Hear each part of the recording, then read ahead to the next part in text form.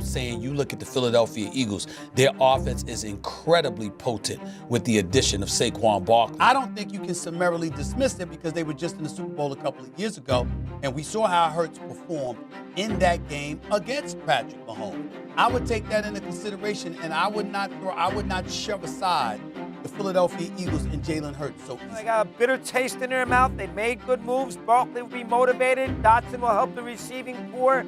And I believe in the quarterback. So I think Stevie hit it right on the head.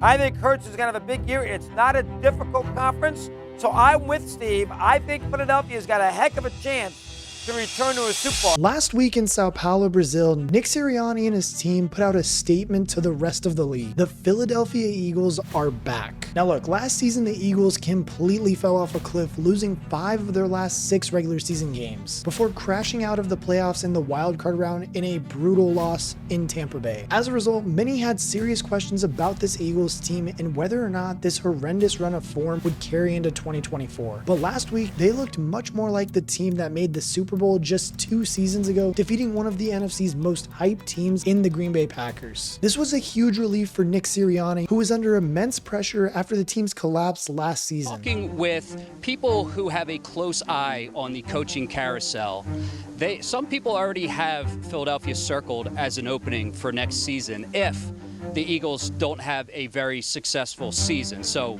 no question about it, the pressure is on. In less than 2 months, the team went from a 10-1 record and looking like legit contenders to honestly one of the worst teams in the league over the last 5 games. All of this led to most people being uncertain as to what they'd get out of these Eagles this year, with particular questions over Jalen Hurts, who came in for huge criticism down the stretch. Adding the losses of franchise legends Jason Kelce and Fletcher Cox to retirement, many feared the worst for the franchise and wondered if this team would fall behind the Cowboys early in the NFC East race. And with the Packers ending the season in red-hot form and only losing narrowly in San Francisco in the playoffs, this looked like a nightmare Week 1 matchup, especially factoring in the extra travel to Brazil. As we all know though, both teams battled through poor field conditions, but the Eagles delivered a gritty performance. And like me straight up, besides the early part of the game, it looked pretty damn flawless in the second half. Early turnovers on their first 2 drives did put them on the back foot, but they bounced back for a statement win, proving that they are still one of the NFC's top teams, sending a clear message to the rest of the league. Hurts did throw those 2 picks in the game, and it wasn't exactly a stellar performance from him, but he did lead 4 touchdown drives, including a 67-yard reception to star receiver A.J. Brown, which gave the Eagles a 24-19 lead right at the beginning of the second half. Some of the criticism faced by Hurts last season was his mentality or his leadership, but he showed great character in this one to shake off his early struggles and put up 278 yards on the day with 33 more rushing on the ground. And look, I mean, it is easy to get carried away in Week 1, but this truly does look like the old Eagles. I mean, especially with the offense, particularly just looking so much better. Without a doubt, the big story of the night was the superb debut of the new addition of Saquon Barkley. Barkley was a 2-time Pro Bowler in New York and carried the hopes of the city on his shoulders. Literally. But he struggled with injuries at times, and the Giants often struggled to even get the best out of him. On Friday night though in Brazil, Barkley looked as good as ever though, finishing the game with 132 scrimmage yards and most importantly 3 total touchdowns, a figure he's only ever achieved once in his 74 games as a Giant. And look, I mean honestly, Saquon, the dude looks free, like he is so happy to not be playing with that dysfunctional Giants team and offensive line. As we all know, the Eagles did splash out big money on Barkley, with him earning an average of $12.6 million a year, making him the league's 4th highest paid running back. And look, I mean, if he can keep putting in performances like this, then it's going to be money well spent for the Eagles. And I mean, even for as good as DeAndre Swift was for this team last year, it really does look like Saquon can be a major upgrade for this team. Friday also saw a big game for A.J. Brown, the Eagles' top receiver and one of the very best in pro football. Last year, Brown began the league at an incredible pace, including an exceptional streak of 6 straight games with at least 120 receiving yards, as the Eagles blew most teams away through the air. However, he, like many others on this team, weren't their best down the stretch, averaging less than 50 yards a game in the last 4 weeks. And as we'll discuss in a minute, this Eagles offense is truly stacked this year, but A.J. Brown remains the main man from that wide receiver room. And if they want to be legit threats this year to contend, then he has to be special. In this one, Brown may have only had 5 catches, but he racked up 119 yards, including that 67-yard touchdown where he just left the Packers defense for dead. I mean, straight up, Brown is one of those very few few elite game changers in the league. A guy whose mere presence on the field puts the other team in danger as they have to change their entire defensive game plan just to deal with him. And now, of course, Brown being at his best is good news for the rest of this offense, including Devonta Smith, who enters this season having signed a $75 million 3-year extension in April. Smith, a former Heisman winner, is a guy who could be a #1 receiver in a lot of cities, but has chosen to stay in Philly as one of the league's best second options in the passing game. Smith's put up back-to-back 1,000-yard seasons now, and you wouldn't bet against him doing the same in 2024. He looked good in this one with 84 yards on 7 catches as a constant threat within the Green Bay secondary. And I mean, even beyond Brown, Saquon, and Devonta Smith, there are still plenty of other weapons inside of this offense that other teams still have to account for. Dallas Goedert is one of the league's better receiving tight ends and can be a serious threat in goal line situations. And if Barkley ends up taking too much of the load in the running game, Kenneth Gainwell is absolutely a capable running back 2 on any offense, having held that role behind Swift in the 2023 season. The last person I do want to mention that they did just bring in from their ex-divisional rival is Jahan Dotson. He was barely involved in the season opener, but I would keep an eye on him in the next few weeks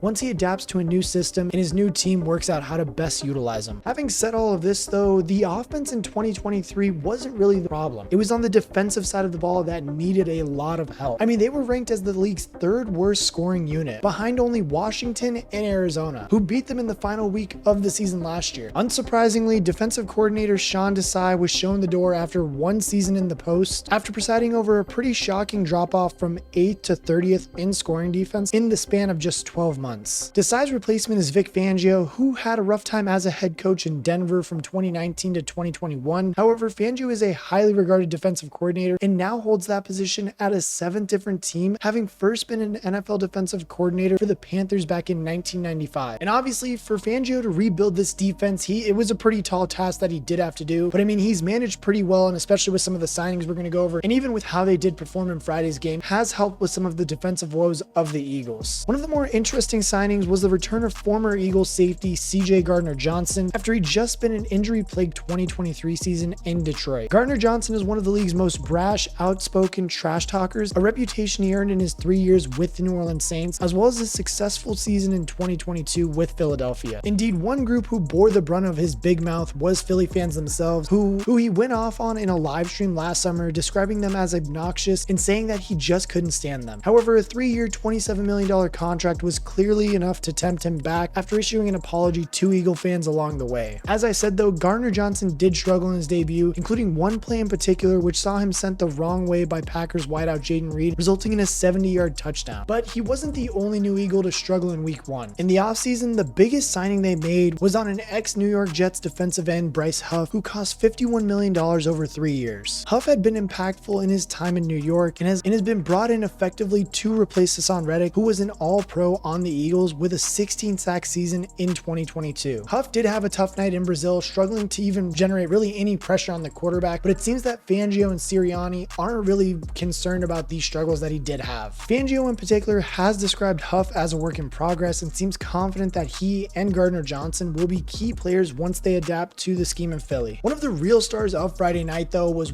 honestly one of the ones that hadn't been hyped up at all in Zach Bond that they did sign from the New Orleans Saints. And look, straight up, Zach Bond had a fantastic debut. He recorded 15 tackles, tied for the most in the entire league across week 1, as well as having a career first multi-sack game. Honestly, for $4 million a year, that's not bad at all, and he'll definitely have caught the eye of many Eagles fans keen for more out of their new linebacker. Another impressive performer in week 1 was 2023 first round pick Jalen Carter, who could be primed to be even better this year. Carter had an excellent rookie campaign last year, and his 6 sacks, 2 forced fumbles, and 33 total tackles were enough to land him a spot on the all-rookie team, despite being on one of the league's poorest defenses. Carter's an exceptional athlete, capable of being a thorn in the side of any offensive line and quarterback. Carter recorded 2 pressures in this one, and of course recorded a QB hit near the end of the game, which ultimately knocked Jordan Love out of the game on the Packers' final drive. Finally though, Eagles fans have to be ecstatic for how Quinyon Mitchell performed in this game. Philly drafted him 22nd overall in this year's draft, and he immediately set about showing why during this matchup with the Packers. Mitchell recorded 2 passes defended in this matchup, including saving an almost certain 3rd down touchdown to Christian Watson on the Packers' very first drive. Mitchell was joined in this class by Cooper DeJean, another cornerback out of Iowa, as Fangio and company set about fixing a truly terrible secondary from last year. So now the real question becomes, what are the expectations expectations for Philly this year and beyond. And well, honestly, truly their only challenger in this division does seem to be the Dallas Cowboys again, and nobody else from this division. And like, I mean, in fairness to the Cowboys, they looked really good against the Browns, especially that defense for the Cowboys. I mean, they were flying around and they looked very impressive in Cleveland. But really, this Eagles team should be right up there with Dallas, competing for a top seed in the NFC and even in the NFC East to win the division. The next 3 games are all NFC South matchups against the Falcons, Saints, and Bucks. 3 games that Philadelphia will be favored in and I think should fully win. Like, they should be 4-0 after that stint. There are a couple of tougher games later on in the year though, including road games against Cincinnati and Baltimore, as well as those 2 huge games against Dallas, the second of which comes in week 17. I do fully expect that game to be pretty much near a division title decider in that game and just kind of see who will win the division in that game. I mean, especially considering that one of these teams have come away with the title in 7 of the last 8 seasons too. It just seems right for that game to just mean so much in week 17. Regardless though of who does win that game and does end up winning the division, is still going to be a solid team and honestly a very scary team to play in the wild card round. As for the rest of the NFC playoff bracket, the obvious team to beat remains the San Francisco 49ers, who are still all in at this point, managing to retain near enough all of their star power that got them within a few points of a Lombardi trophy last February. Beyond them though, and truly honestly, I think the team that is going to win the NFC this year is the Detroit Lions, with just how good they looked in that Sunday night game against the Rams, and was honestly just a well-deserved win for that team. Having paid Jared Goff, Amon-Ra St. Brown, and Penny Sewell, this Lions team is primed to repeat their 12-win showing last year, if not even do it better than this year. Under Dan Campbell, the Lions have become a popular second team for many as they attempt to finally shed the lovable losers tag that has plagued them for over the last 6 decades. And I mean, on Sunday night against LA, they looked as good as last year against another outside contender. But of course, the Eagles also looked good against a playoff team from last year and one who annihilated the Cowboys in last year's wildcard round. Make no mistake, this Eagles team has put out a statement in week 1 and has a chance to rack up a few more wins with a fairly easy run to start the season. Obviously, there is a lot of football to be played, but from what we saw in week 1, the Eagles looked to have arrested that slide that they were stuck in last November and December and are moving back to the team that we saw in 2022. And I'm not trying to say things are perfect in the city of brotherly love, but most importantly, that defense does appear to be on the way back to a respectability under a new defensive coordinator. And I mean, with a young core on both offense and defense, expect the Eagles to get better on both sides of the ball as the season progresses. Any offense with Jalen Hurts, AJ Brown, Devonta Smith, and of course Saquon Barkley simply has to be considered a legit threat to win absolutely any game this season. But I want to know what you guys think. How good are the Eagles going to be this season, especially after we saw the performance of what they did last Friday in Brazil? Honestly, for me, it was a little bit lackluster, but I still do think that once this team does get rolling, they are going to be very scary. And if they can stay hot and not collapse like they did last year, I fully expect this team to either be the 1 or the 2 seed if they can keep things going. Legitimately though, if we're really talking, I think they're going to be a 3 or 4 seed. I truly do think the Lions are going to win the NFC this year and hopefully get to the Super Bowl, and it would just be crazy if that happens, but that's for a different video that we're going to be doing soon. As always though, if you guys did enjoy the video, make sure you guys like, comment, and subscribe. It lets me know to keep doing more of these, especially if you guys want to see more. Make sure that you join my Discord so that way you guys can be in there when we are doing watch parties and everything this year for things on Sunday, Thursday, and even Monday. Who knows what day we're going to watch football. We're just going to be in there chilling. But as always, if you guys did enjoy, make sure you guys like, comment, and subscribe, and I will catch you guys in the next one.